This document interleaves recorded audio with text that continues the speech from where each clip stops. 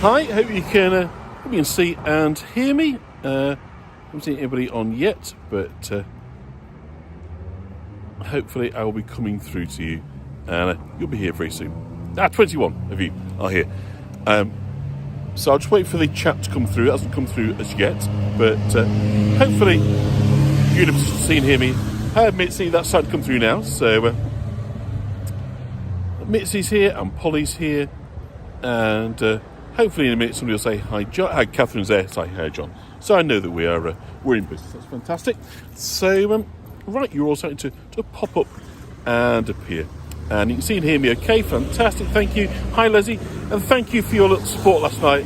It means that when you go home all down in the mouth, and you've made a lovely contribution. Thank you for that. Hello, Elise, Susan. So we're about time, aren't we? So here goes. Second time lucky. Let's see if we can do a bit fewer than we were last night, but perhaps to be expected. But nonetheless, hello, Carla is with us as well. So has anybody been to Tadcaster before? Is this it's an entirely new experience? It's certainly the first for me in terms of live touring. We've not been here before, but I think you'll like it. So without further ado, let's give it a spin. And, so showing us his message. Oh, interesting. But it's really joined from my website. So we're sort of walking down into the bottom of the town. I don't know what you can see. Just give a bit of zoom.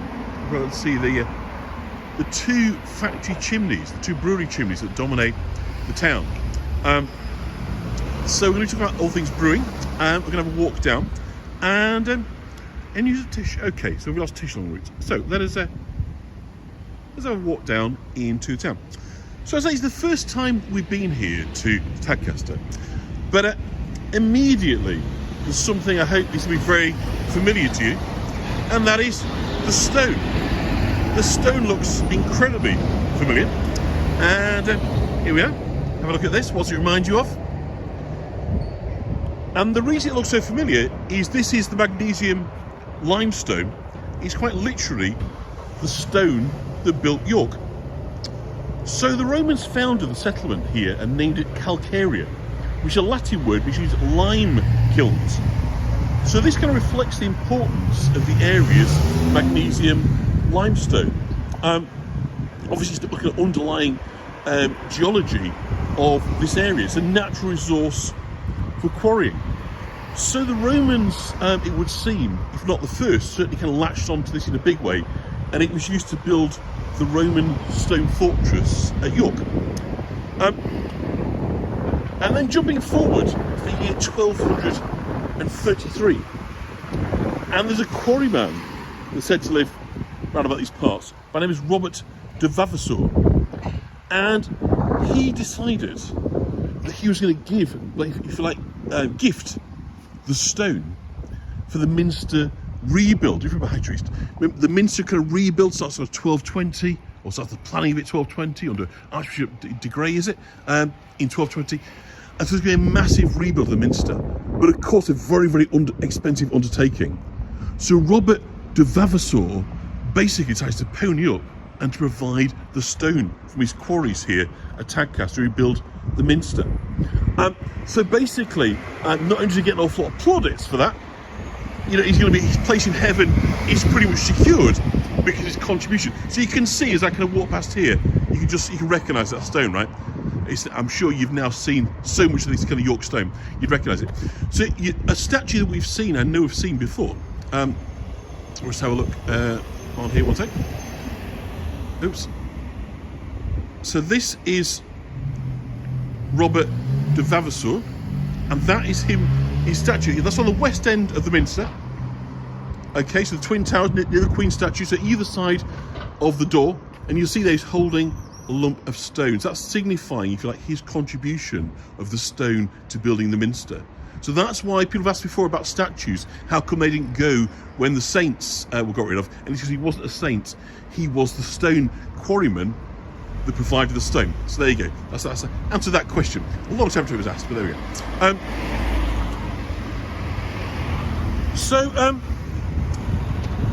Over the centuries then, it was used for everything in York, from Clifford's Tower She knows that colour. All the medieval churches, certainly the city walls were built, and it was all from the stone that was kind of quarried here.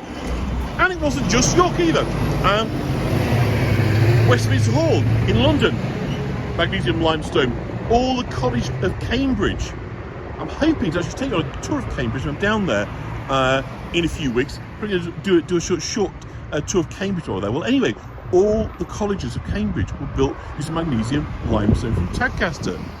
Okay, so it's pretty high prestige buildings, not just in York, but all across the country. All came from here, from Calcaria. And as you can see, like the Minster is beginning to glow now beautifully in this evening sunshine. So I do hope you're kind of enjoying and feel a sense of being at home here.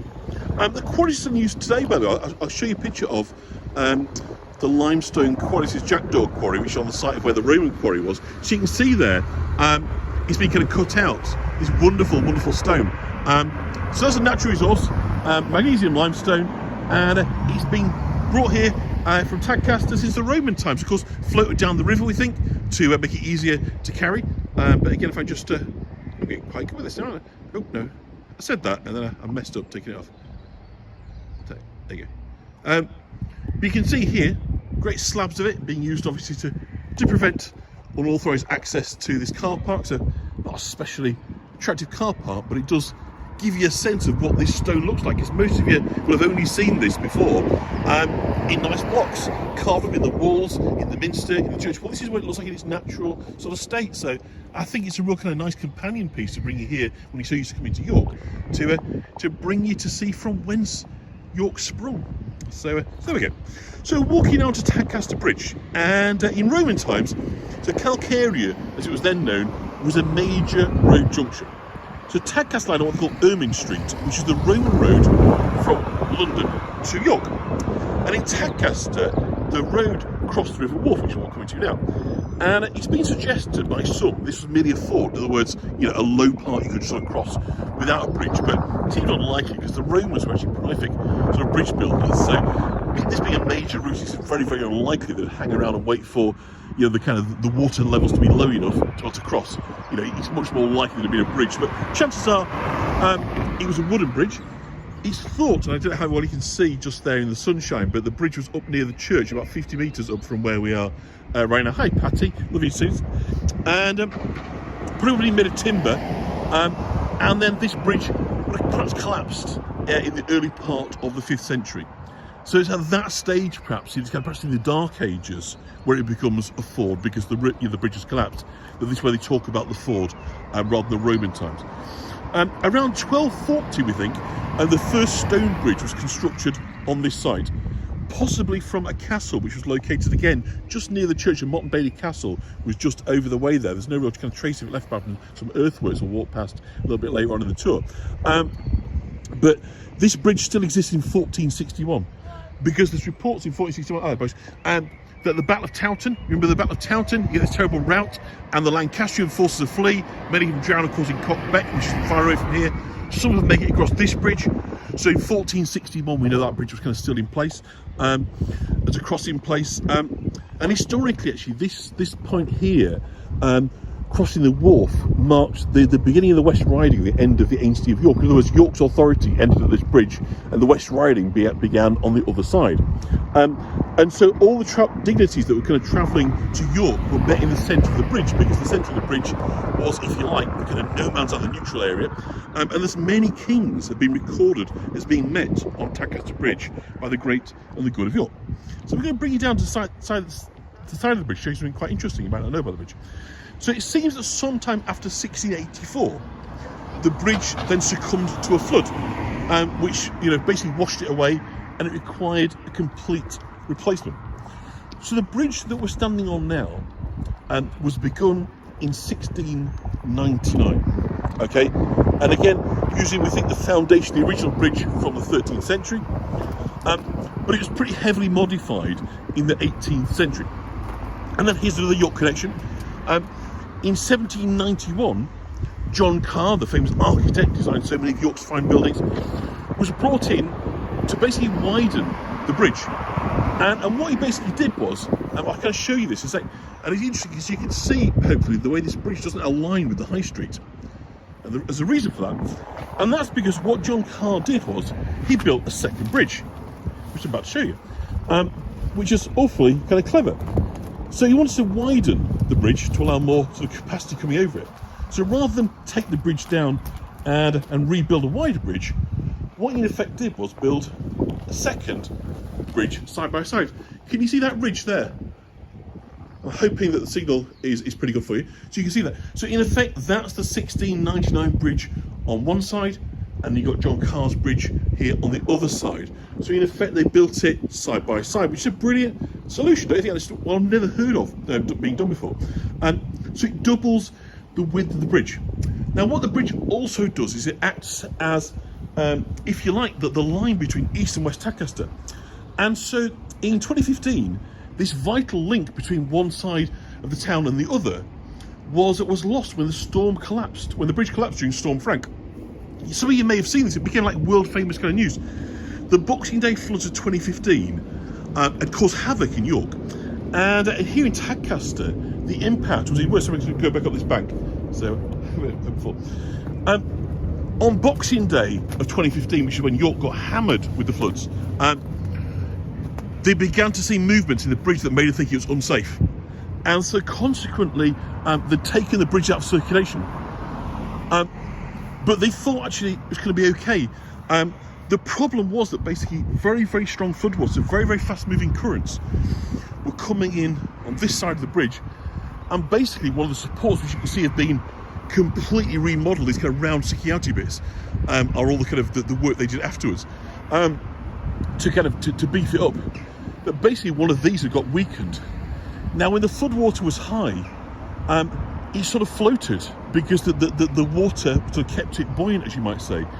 What happened was by the 29th, the floodwaters started to come down, and at this point then it began to collapse under its own weight.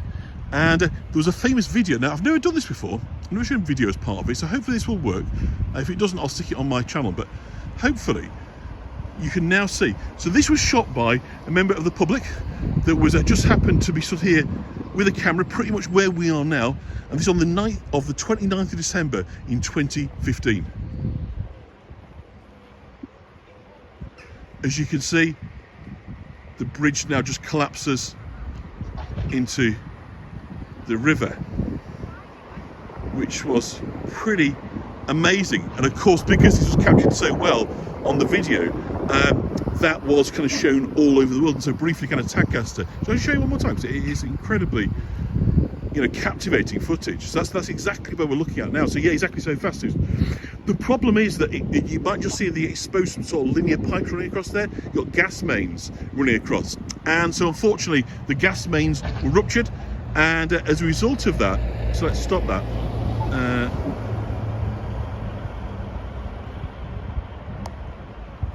And how do we get rid of that?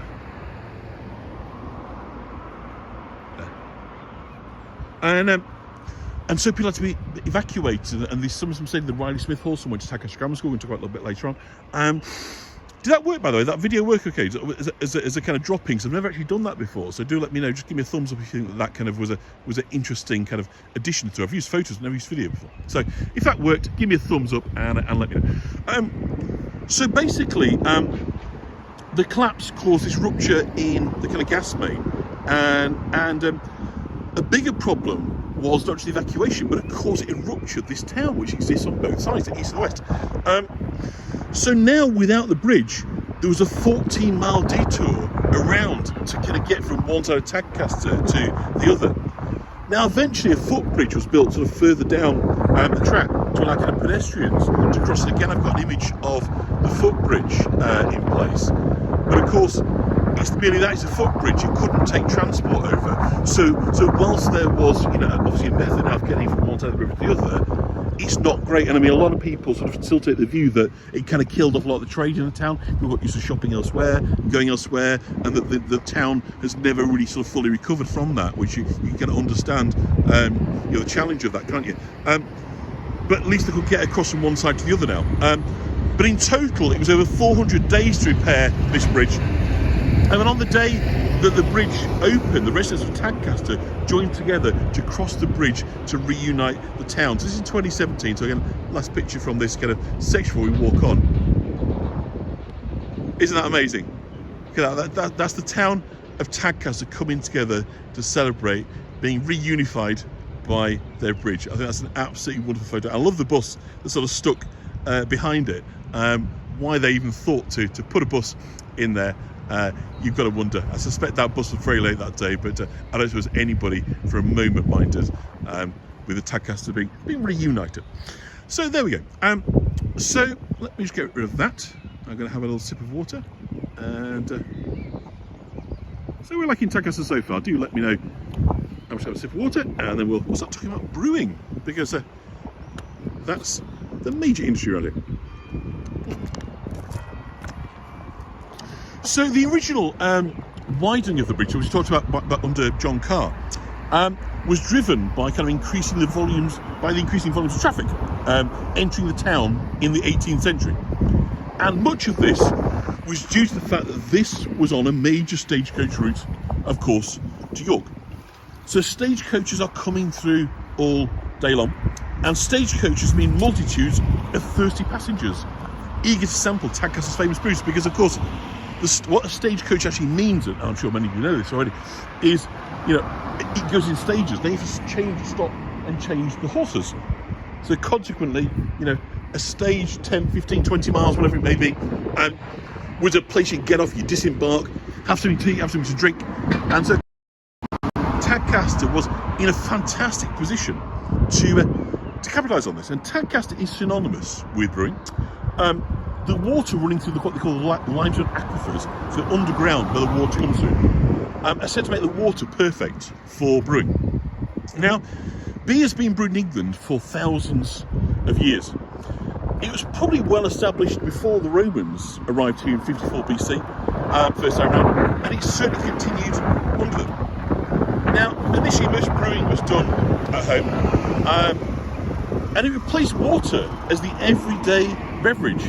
People drank beer rather than water, for the simple reason, of course, that beer was safer. You know, it had been boiled up and so forth, and water wasn't clean. So, it was a home drink, but actually there are records of ale houses where beer was brewed as early as the 7th century. So there is evidence of kind of brewing, commercial brewing, but mostly it's home brewing. So beer was one of the most common drinks during the Middle Ages, and it was consumed daily by all social classes in the northern and eastern parts of Europe, where grape cultivation was difficult or impossible, because of course under the Romans, viticulture had been introduced, all across the Roman Empire. But with the conditions here, it wasn't especially easy to kind of grow grapes, and so consequently, instead they brewed beer. And beer provided a considerable amount of the daily calories in the northern regions, and beer was drunk with every meal. So it's because I haven't got my good microphone still at the moment, so I'll put my hand over it. Hopefully it will help. But when I come off the bridge, it should be a little bit more sheltered. I'm very much on top of the bridge today. So by 1341, the tax records show that Tadcaster had 2 brew houses. And these breweries were probably small establishments supplying 1 or maybe 2 inns. But as the population and number of inns increased, so did the size of the breweries. And by 1378, the number of inns in the town had risen to 5. So hopefully that's dropped a little bit now. The wind come off the bridge. But the medieval drink, by the way, was known as ale. But it's the introduction of hops for flavouring in the 15th century that creates this new product of beer. So ale is unhopped and beer is made with hops. And it's the production of beer that will make Tadcaster famous. So there were substantial brewing concerns in Tadcaster in the 17th century. Many brew houses are recorded. Mostly to kind of supply a large household, an inn, or a post house. So the will of William Morris, a common brewer who died in 1722, suggests that he had customers in many local villages and as far afield as the White Swan in York. And Leslie's right, they did brew at very low gravities, even children's beer, so that people could drink a lot without getting completely sozzled. So we're talking now about the old brewery, Sam Smith's Brewery, which we're about to walk past in a minute. And this starts with a chap called Thomas Beaumont, who ran a brewery on the site of what is now Sam Smith's Brewery. And his will, Thomas Beaumont that is, of 1728, suggests a thriving concern which included 80 quarters of malt, which is over 1,000 kilos of malt, and numerous large brewing vessels. So by sort of 1728, he was already very, very well established. Now, Thomas Beaumont's brewery was kept going by his widow and then by his daughter, whose name was Anne Beaumont. Now, 19-year-old Stephen Hartley became the manager of Anne Beaumont's brewery in the year 1758. And this is a key date for Tadcaster, because it's on this date in 1758 when the original 85-foot well was sunk on the site to supply brewing water for the ales and for the stouts. So Stephen eventually bought the business in 1787 when Anne retired. With the constant trade from stagecoaches, the brewery flourished, and Stephen Hartley was joined in the business by his son William. But, that is lovely, it's bow-fronted. But by 1816, the company was in trouble and he had to raise some finance. Unfortunately, they weren't in a position to keep up with the terms of this finance, and so the father and son were declared bankrupt in 1819 and were forced to sell off a number of properties and pubs. So in effect, the arrival of the railways in 1840 had effectively killed off the coaching inns, and with it much of the income from Tadcaster's numerous beers. So in 1845, William Hartley's widow could see no way forward and sold the brewery to two local businessmen, who in turn sold a portion of the business to Samuel Smith of Leeds 2 years later in 1847, which was the first Samuel Smith pubs here, the Angel and the White Horse. So Samuel Smith actually bought it for his son, whose name was John Smith, whose brewery you can see in front of you. And John Smith set about rebuilding the fortunes of the brewery. In 1852, John Smith brought in his brother William, and they took over the entire business. So you can see, we've got coaching ends. You see the gateway here, typical the high entrance to allow the coach to pass through on the way in. So this is the White Horse, the Angel White Horse, Samuel Smith's. So in 1852, John Smith brings in his brother William, and they take over the entire business. And the beer that they brew takes over now as what the first sort of really popular working class drink, industrial drink, was porter, brewed in London. Leslie's probably heard of porter. But this bright beer that was brewed in Tadcaster with very hard water, with kind of sharp sparkle to it, proved a bit a thirst quencher for these industrial kind of factory workers, and so consequently it exploded in popularity. And trade was so good that in 1873 John Smith purchased land to build a new state-of-the-art brewery, which we'll talk about in a minute. But this is the site of the old brewery. So here we are, Samuel Smith's Brewery. Old brewery, very grand. This was once the town council, the Lonsborough pub as well, next door, but Samuel Smith took it over as their premises. It's lovely, isn't it? It's beautiful the way the light is just catching on there. Terribly grand, so this old brewery. So trade is so good that in 1758 John Smith purchased land just in front of us here to build a new state-of-the-art brewery, John Smith's Brewery. And the ambition for this brewery was kind of underlined with a construction budget of £130,000, which was a really very, very significant amount of money. Hello, Rose. Isn't it beautiful, Polly? Yes, I'm glad you've been able to come down here. And I love as well these Bowed Georgian shop fronts, very, very elegant. So, of course, as I say, these shop fronts, this was the first time, it's before plate glass. So here we have Sam Smith, who delivered locally on the Dre, talk about that a little bit. But before plate glass, this bowed glass was like the de rigueur, the fashion. And so you imagine you've got all these people coming through on the stagecoaches, they're going to get off, some are going to go for a drink, something to eat, others might want to take in the shops. And so in the sort of beginnings of the the early years of the 18th century, we start to get shop fronts, where it's like displays.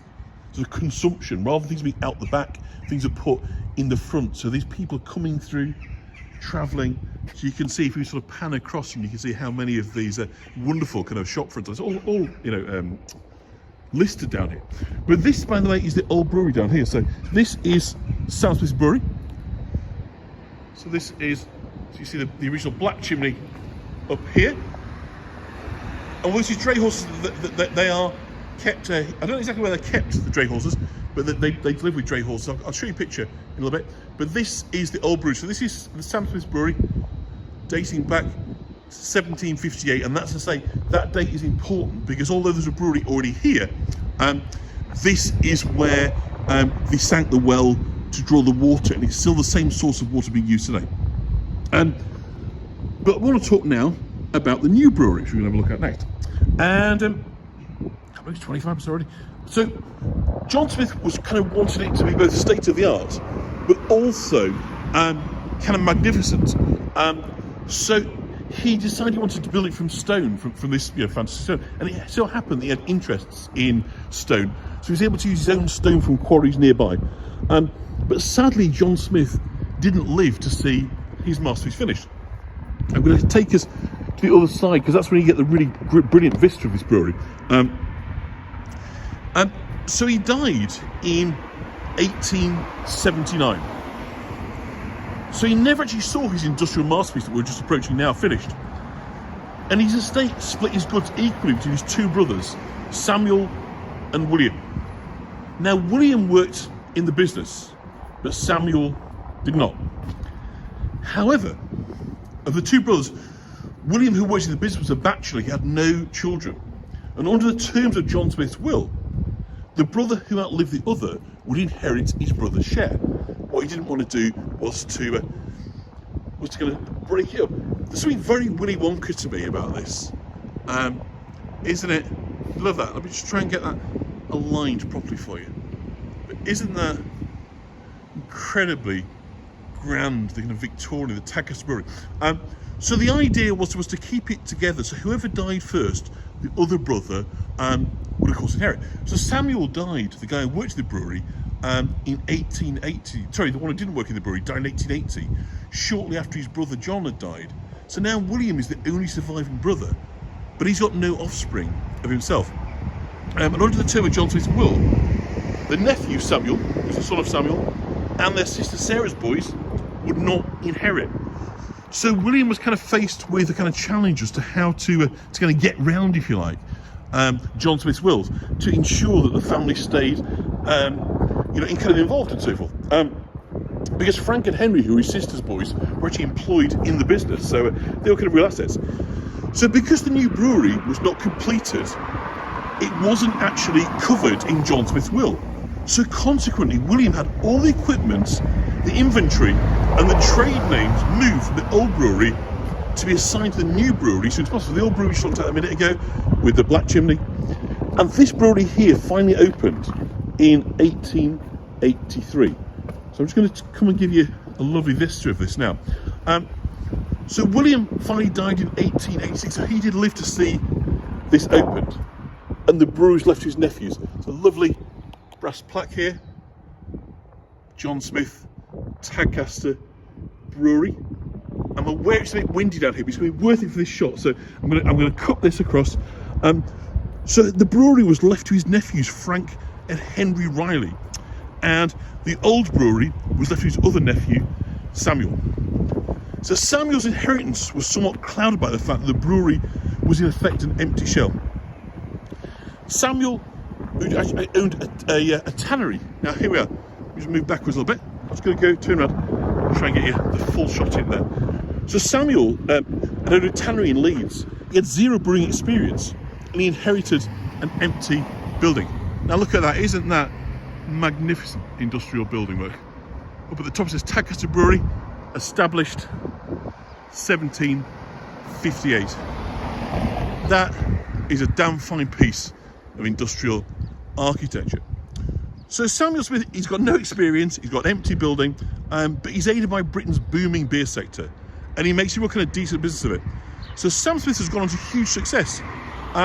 It began exporting beer to the USA in 1978, and he's said to have had a huge influence on the emergence of craft beers in the USA. It's perhaps not surprising because the brewer, Sam Smith, had stuck to small-scale artisan processes. Unlike this place, by the way, is the complete opposite. It looks beautiful, but it's a high corporate. It's owned by Heineken. I'm not complaining about it. It is what it is, but this is a beer factory, whereas the other place is a beer kind of craft, production facility. So many of Sam's brews today are still fermented in stone Yorkshire squares, so smoked in stone, and making it the last brewer to do so. And Sam Smith used a strain of yeast they began using in the 1800s. It's still using the same. And also in tradition, they brew with a dedicated copper, a barrel maker. He's employed at Sam Smith's. And it still uses dray horses to deliver the beer. So I showed you some dray horses before. Another picture of dray horses. I can find them. There we are.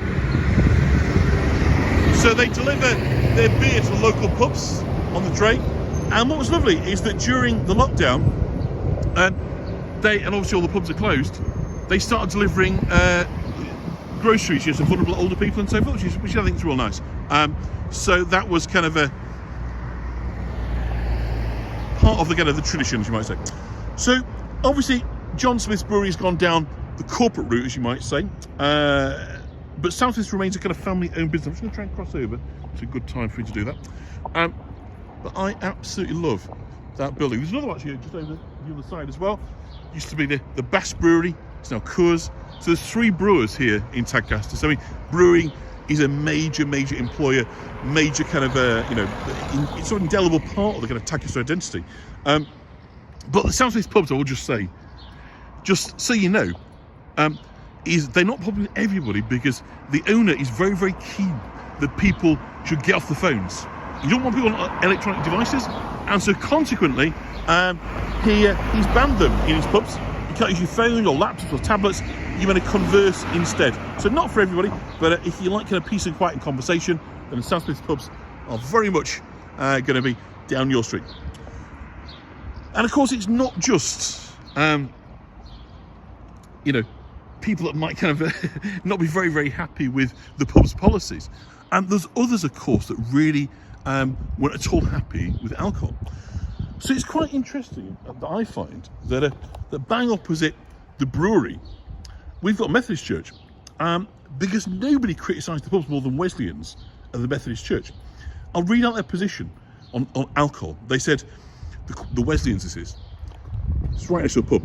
We believe total abstinence from all intoxicating liquors as a beverage to be the duty of all Christians. We heartily favour moral suasion and the gospel remedy to save men from the drink habit. We believe the law must be an adjunct of moral means in order to suppress the traffic side of this evil. So given this was their edict, it made Tadcaster an unusual choice for a Methodist community, but perhaps they liked a challenge. The Wesley Methodists arrived here in 1770. This is their chapel. John Wesley visited a number of times. He preached in both the church and also outside. And they acquired land to build the chapel here, and it was started in 1829. Beautiful doorway. So ironically, this chapel ends up being hemmed in on 3 sides by breweries and heaven knows how many pubs. But there we go. God loves a trier, as they say. So there we go. The Methodist Church, 1828 to 1981. So Milwaukee, fantastic. Well, from one beer town to another. So Tadcaster High Street, we could come back down there, we'll walk down the other side, is that it's kind of comprised of a particularly kind of fine set of listed buildings. So we've kind of seen it and admired the shop front here. Ironically, I don't know if Jennifer is on here. I don't know what Jennifer's handle is.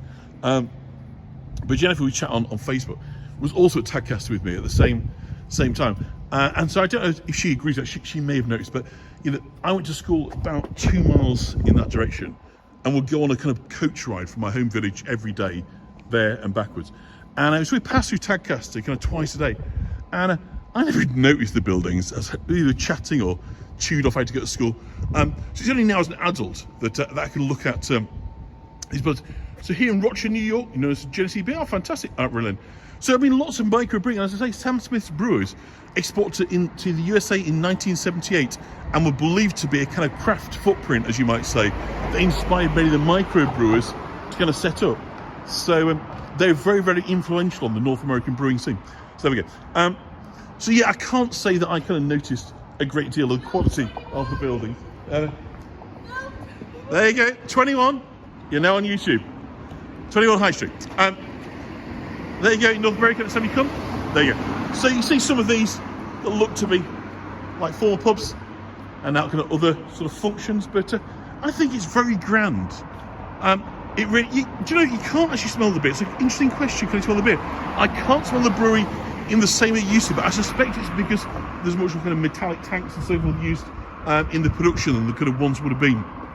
So it's not quite as smelly as it once was, but it's awfully grand. I mean, look at this. Isn't this beautiful?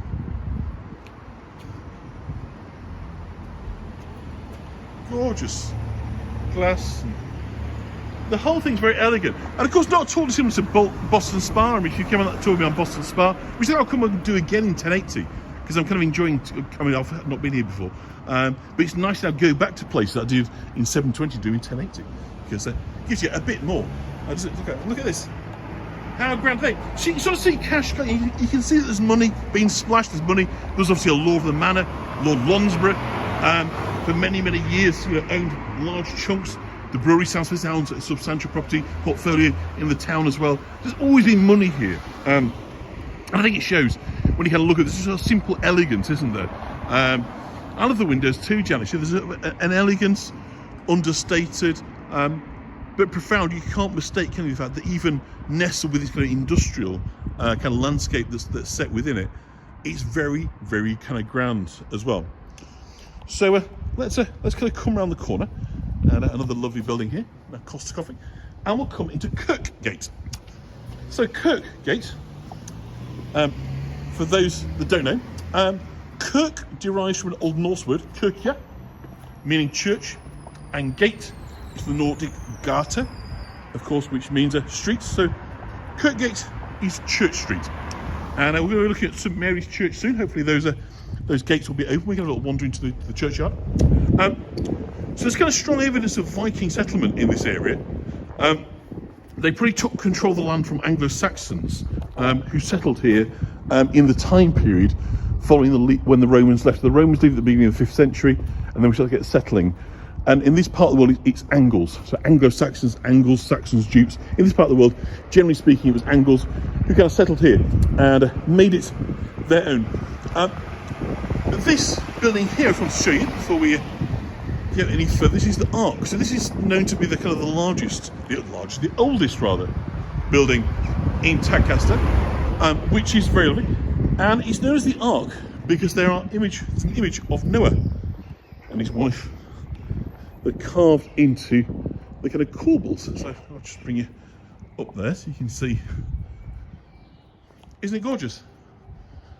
So there's Noah up there. Try to give you a little bit of zoom. If the Union flag will let me show you. There's Noah. And slightly well less defined Mrs. Noah on that side. So that's how it gets the name of the Ark. It's 15th century to 1400s is we think when this building sort of derives from. And it's said to derive from those two heads. I'll just move back a little bit so you can see. It's commonly known as Noah and obviously his wife. But it was called Morley Hall in the 1600s, and we know this because records, this was a place of dissenters. So in 1672, a chap called Robert Morley, who was the son of one of the early postmasters here in Tadcaster, had it licensed as a dissenters' preaching place. So dissenters, like the Quakers, non-conformists, so they obviously, eventually Methodists were sort of dissenters as well, but those that were dissenting from the church's teachings, they were coming to sort of fairly radical kind of Protestant views. So George Fox had been here.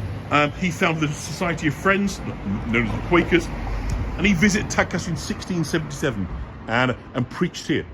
Now, it's been suggested that this was a place where the Pilgrim Fathers met around 1610. That's certainly the local story, but the historical society here seems to say there's no actual further evidence for that. Look at that. We've got a Robin Hood yard. Lovely buildings around. So we don't know, but it could well be. So it's been a pub, it's been a grocer's shop, a bookmakers, a museum, and now it's a town council, and doubles up as the tourism place. It's been knocked around and changed a great deal over the years. It's been extended and so forth. So as with all these things, nothing stands in aspic, but it's jolly fine nonetheless. So doing this tour, go back to my time at Tadcaster, kind of been fascinating to kind of learn a bunch of stuff that I had no idea about in years gone by.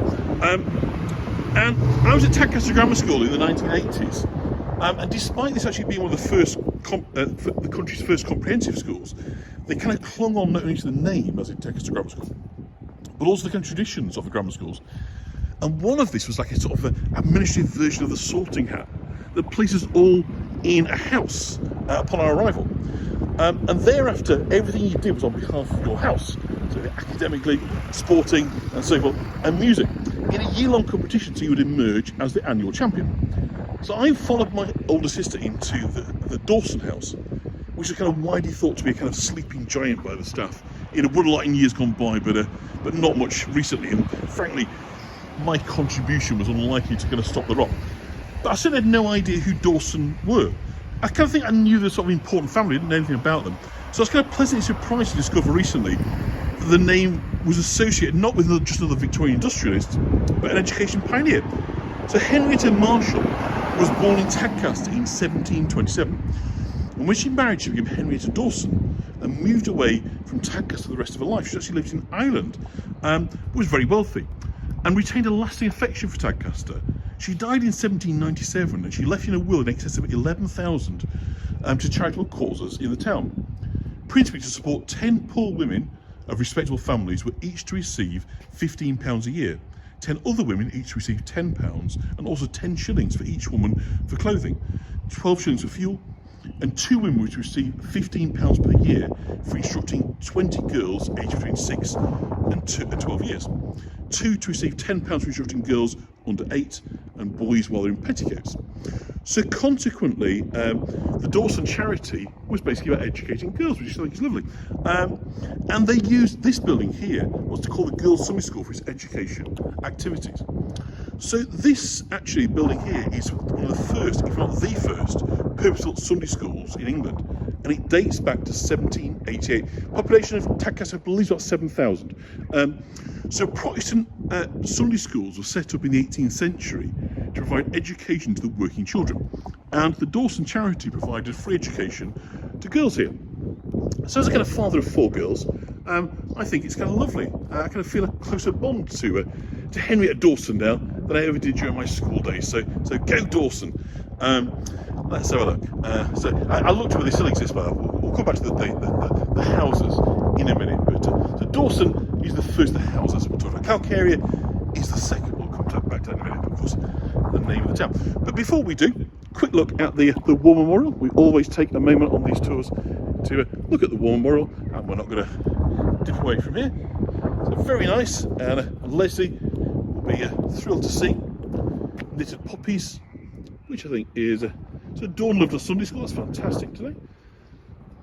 And as you can see, the names here, of course, of those lost in both the First and indeed the Second War. A lovely stone pillar, which I think like a Celtic cross at the top. And if we could have come from this angle, quite interestingly, it kind of parallels the tower. Can you see the chimney in the background of the 2 chimneys either side?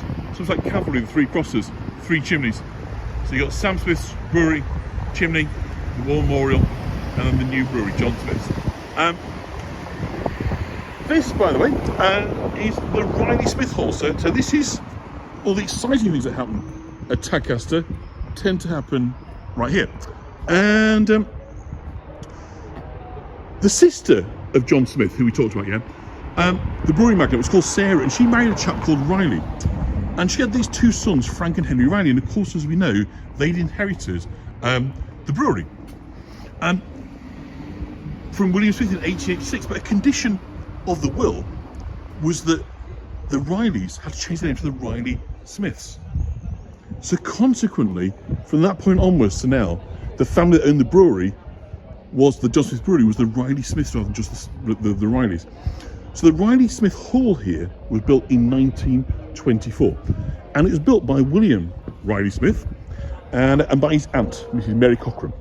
So the formal opening was in January of 1925, and there was a musical event here.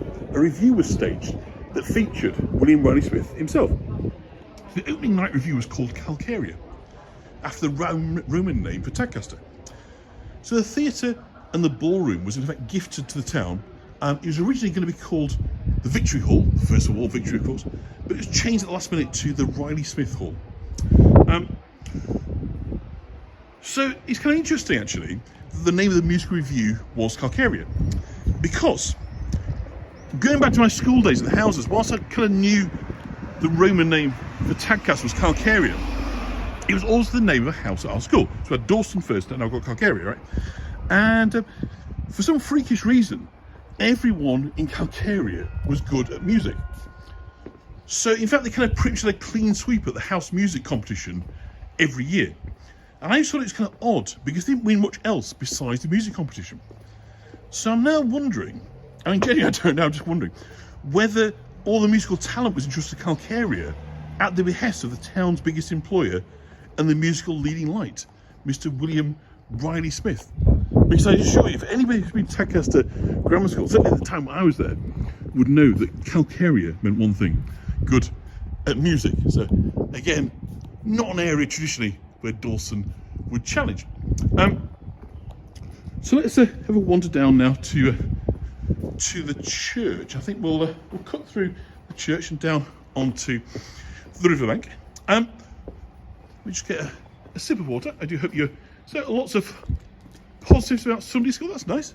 You all enjoyed your Sunday school? Should we go in via this way?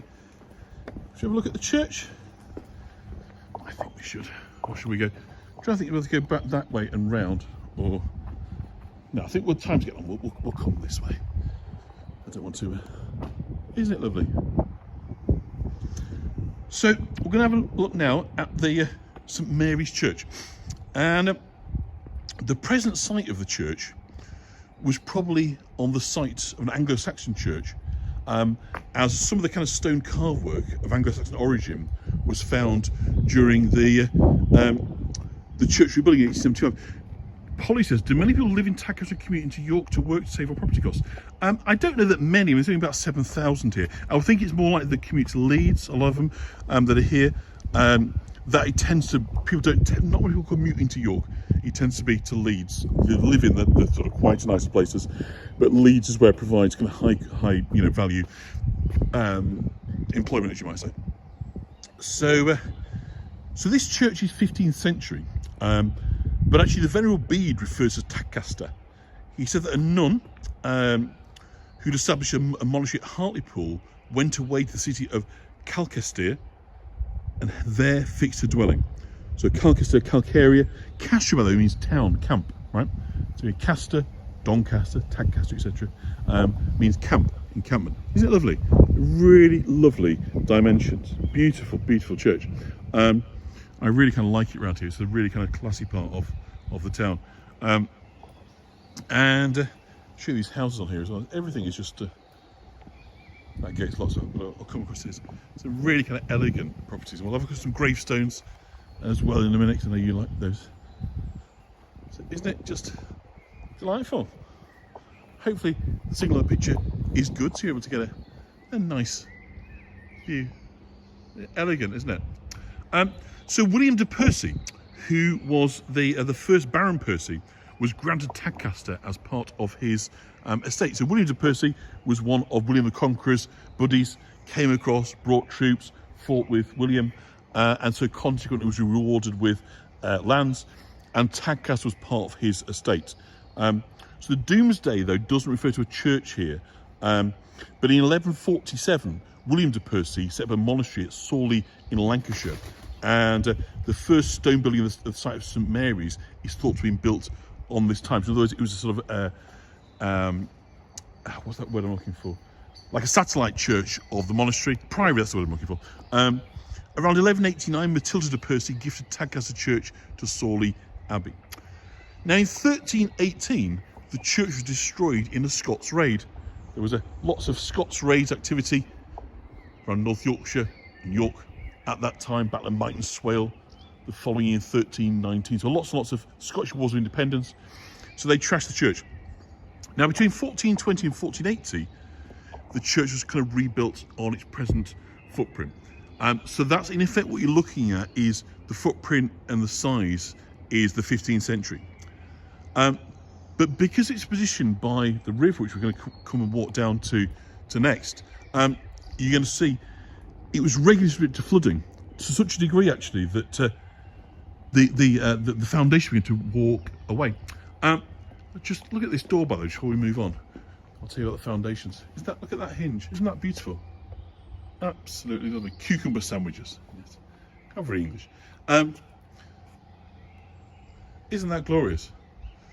So consequently, they had a real problem with flooding, which we're going to see in a minute. We're just by the riverside, from the other side of the bridge. And so basically, over time, with the rising kind of floodwaters going up and down, it caused the foundations to be eroded, making the church dangerously unstable. So let's look at a few gravestones before we kind of go on. It's always nice. So here we have, no particular choice, William Coates of Tadcaster, died on April 14th, 1848, aged 43. Also Siddle, daughter of William and Catherine Coates, who died July the 11th, 1885, aged 18 years. Isn't it? That's very long. And also Catherine of William Coates, who died May 29th, aged 66. So she had a better innings. Then down here, somebody died at 32 and 71. So these are mostly Victorian graves in this part of the cemetery. So as I say, the frequent sort of floods that were impacting on St Mary's Church caused structural problems, and so consequently what they decided to do was to basically take it down stone by stone and rebuild it 6 feet higher.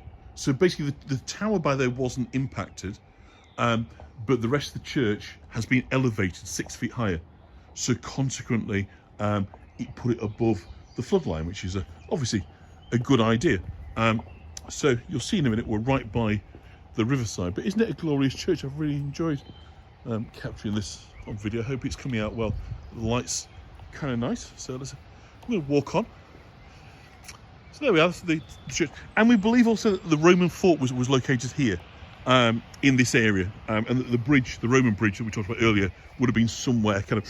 Now I can smell brewing. I can definitely smell the malt now. That's just caught my nostrils. You were asking earlier.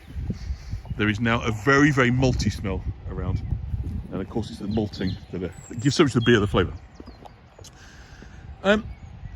So back to Tadcaster Grammar School, and our school badge was a boar's head with 1557 written underneath it, and we'd always joke it was a reminder of what time the bus home left, but actually it was a foundation date. It dated from 1557. A chap called Owen Oglethorpe, who was the Bishop of Carlisle. So you see that's the bridge where we started. I'm going to walk up now. And so in 1557, Owen Oglethorpe, the Bishop of Carlisle, obtained letters patent, which is a royal warrant, from Queen Mary to found a grammar school at Tadcaster. And his connection with the town was he'd been born in a place called Newton Kine, which is a couple of miles in that direction in front of us. And he probably attended a chantry school in Tadcaster when he was a boy. However, since that time, chantry schools had been abolished during the Reformation. So therefore, we think Owen wished to establish a school again for boys in the area. And in his will, he left property acquired from former kind of monastic lands to endow the school and gave instructions about its buildings and curriculum. And also included a provision for almshouse for 12 poor people. So on the national scene, Owen Oglethorpe is best remembered as the bishop who officiated the coronation of Queen Elizabeth I. And on that basis, it's perhaps not unreasonable that he had one of the houses at our school named in his honour. So again, I was blissfully unaware of this during my school days, and despite the fact I've since learned there was a huge painting of this guy. This tells you everything you need to know about teenagers. Let me just show you a picture from Tadcaster Hall. So ignore the kind of the obvious drama thing going on in the midst of it, and have a look. You see at the side of the stage there. Now, just get a scale on this, right? So have a look at, you've got a raised stage, and you can see the tables and chairs and how much higher it is. So the basically 20 foot high, there's a painting on there, right, of who I've since found out is Owen Oglethorpe. But the entire time I was at school, we had assembly every day, so probably 1,000 assemblies. It never once occurred to me to say, who's that guy? But that was Owen Oglethorpe. So it's amazing the stuff that passed me by, completely wasted on the young, his education, it has to be said. So there are 3 houses so far. So Dawson, we've got Calcaria, and we've got Owen Oglethorpe. So how on earth I was supposed to know that's who it was, I've no idea. But that is the chap who founded the school in 1557. Which I say, it's remarkable, isn't it? You know, how children just can be utterly oblivious to all forms of culture. You're saying later in life that I got the taste for history and knowledge acquisition, all those things. But there we go. So you're out to hear now the sort of noise coming towards the weir, and the weir at Tadcaster is pretty spectacular, much beloved by fishermen. The way it stirs up the water, so it seemed to be a good place to catch. Teenagers are completely oblivious. I'm sure my kids will be the same. They have no idea either who this guy was. But as I say, it's the fact that I never even asked either that just tickles me right now. Just no intellectual curiosity whatsoever about school. You just got there, did what you need to do, go home. That's all you wanted to know. No one was ogling at Oglethorpe. No, absolutely. Nobody's. They did have the best chant though, Oglethorpe, because they owned Oggy, Oggy, Oggy, which is good for sports and rugby and so forth. So they have that, but not much else going for them, Oglethorpe. It was kind of Latin for come last, I think, Oglethorpe. They were much unloved. So if Dawson were kind of sleeping giants, Oglethorpe were just sleeping, I think is the way I would describe it. But apologise if there's any Oggies on. You know it's coming from a good place. So here's the weir, and I'm going to try and I'll get us a little bit closer. I'll come down on that side. I'm just keeping an eye on time. I don't want us to run too late because I'm going to get back. Well, it's still light and have my tea, but I do want to just show you the weir and the viaducts before we wrap up.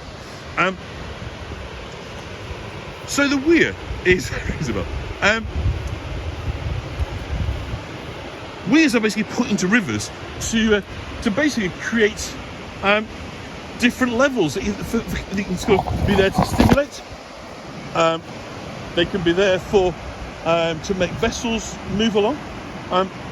They can be there for all manner of reasons. But this one is very special indeed. So you can see we're right now by the river. You see the lights, beautiful down. I'm really enjoying this stuff. I don't know why. For years on Tadcaster, I'll just be at school. I won't want to enjoy doing it, but actually, I've really enjoyed researching and I'm taking on this tour. So it's completely changed my view of Tadcaster. I'm no longer thinking about it as bloody school. I now see it as a really pretty town nearby, and I'm glad to show it to you. So here's the weir. So we know that this stone weir was put in, I think, in 1807. There was wooden weirs before that, but consequently, this one dates from 1807. So, having told you there's 4 houses, right? I've talked about 3 of them so far, right? Dawson, sleeping giants. Calcaria, won music, not much else. Oglethorpe won nothing, to my memory, which meant there was one that seemed to win everything. And they were called Fairfax, the Blue House. And so I thought, what on earth did Fairfax do to warrant having a house that seemed to win on every bloody occasion? And fascinatingly, it relates to the Battle of Tadcaster. If you go back to the English Civil War, so Tadcaster's got a long history of battles. Okay, in 1066, King Harold stayed here with his troops en route to the Battle of Stamford Bridge, where they could defeat the Vikings, Tostig and so Harold Hardrada and so forth. And at Taunton, there was lots that were billeted around here. And the bloodiest battle on English soil, only a few miles away from here. But it's not until October of 1642 that it gets its own battle. And the Battle of Edge Hill was fought in Warwickshire, and this was again the first pitched battle of the Civil War. But in December of that year, most of North England, including Northumbria, Durham, North Yorkshire, and most of the castle royalist strongholds around here, very royalist. However, most of the West Yorkshire towns were on the parliamentary side. The royalist headquarters was at York, as we know, at King's Manor, and Tadcaster found itself at the boundary between the two sides. It was sort of stuck in the middle. So Parliament appointed Lord Fernando Fairfax, a Wharfdale nobleman, as its general in the north, and his son was Sir Thomas Fairfax of Nunn Appleton. And they set up their headquarters in Leeds, but moved to Tadcaster so as to use the bridge, and the town and the river and the bridge as defence. So the battle was on 6th of December 1642, which is my birthday actually. The royalist commander, the Marquis of Newcastle, and his army left their headquarters at York and marched on Tadcaster. And the plan was to attack Tadcaster from the east with infantry and cavalry, whilst another force of cavalry and dragoons under the command of the Earl of Newport would attack Wetherby, which would cross the river, and then advance Tadcaster from the west side to a double pincer movement, as you might say. So Newcastle arrived at Tadcaster the morning of the 7th of December, but there was no sign of Newport. But rather than delay, Newcastle ordered his troops to advance on Tadcaster Bridge. And it's recorded that Fairfax had about 900 soldiers and Newcastle about 8,000. So in other words, they were outnumbered by about 9 to 1. The men holding Tadcaster, therefore, outnumbered about 9 to 1, which is incredible, right? But Lord Fairfax's description happens in a letter, and basically they fought like absolute Trojans. Everybody that was involved acquitted themselves incredibly well on that day. And the battle raged all day into the evening. At least 40,000 musket shots were discharged on both sides, and a great number of kind of cannon shot as well. But the Newcastle guys just couldn't break through, and eventually they had to pull out and pull back. And many of the enemy's men were kind of killed at this point. And so the whole army of 9,000 men were forced into retreat, 8,000 men rather, by this force of 900. Many were dead, great numbers wounded, and it was said by the country people that at least 100 were found killed and burned. And we took 17 prisoners in the fight, we were told. There were 6 men in total. So there we go, that was Fairfax. We don't exactly know where the battle took place, but we believe it's somewhere in this region by the viaduct. Some believe it was in East Tadcaster. Some archaeological digs in 2015 found no examples of lead musket shots, which is surprising for a big battle had been fought here. So being seriously outnumbered with insufficient shot and powder for those fighting, the defenders left Tadcaster under cover of the night and retreated to Selby. And the next day the Royalists took the town and moved south to Pontefract Castle, where they then set up. So then unfortunately we had the Siege of York in 1643, but there we are. So there it was, the Tadcaster Grammar School house, Fairfax, was named after a guy who could always win against the odds, which seems to be about right for kind of Fairfax house. And Fairfax is also part of York's story. He spared York Minster from looting following the breakdown of the Siege of York, so that's good. And he's a kind of all-round very, very impressive guy. So here we are, just to kind of finish up, we've got the viaduct. Now the viaduct takes us a little bit further on in history. Isn't it beautiful? And it was part of the Leeds York Railway, which was kind of promoted in 1840 as an investment vehicle during the period of what they call railway mania. Because this line they were going to build formed an alternative route from Leeds to York, which shaved off 6.5 miles and was going to cross the River Wharf here, arriving into York. So consequently, they felt there's competitive advantage to be had, and there's so much money going into the buildings right now, in this period of kind of railway mania, that everybody wanted a piece of it, including the Manchester Railway Company. So they wanted to basically take on and compete with George Hudson. Look at this sunset now, it's fantastic. I don't know if that's too strong, I don't want to sort of dazzle you, but so the Manchester Leeds Railway got a piece of it, and they decided to take up shares in the company, determined to support the Leeds and York in obtaining an Act of Parliament. So with investment and permissions in place, the building work began, and the Tadcaster Viaduct was constructed as part of the northern section of the Leeds York Viaduct.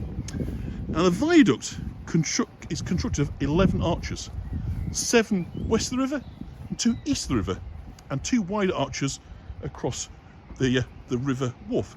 It's made, of course, of magnesium limestone with millstone grit arches.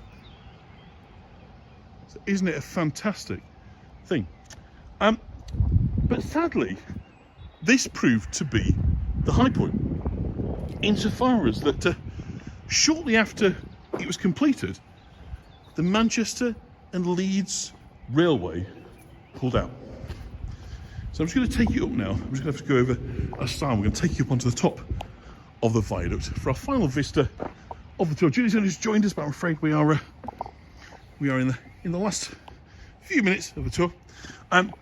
So they built this viaduct full of kind of aspiration that was going to take on George Hudson, make masses of money. But shortly after this viaduct was completed, the Manchester and Leeds Railway pulled out. Railway mania was truly over, and the fingers had been burnt. There's a lovely kind of annual report from the shareholders of the Manchester and Leeds Company from 1849 saying the line from York to Tadcaster and Leeds was forced upon the company as a protective measure in 1845 in order to prevent others from doing so.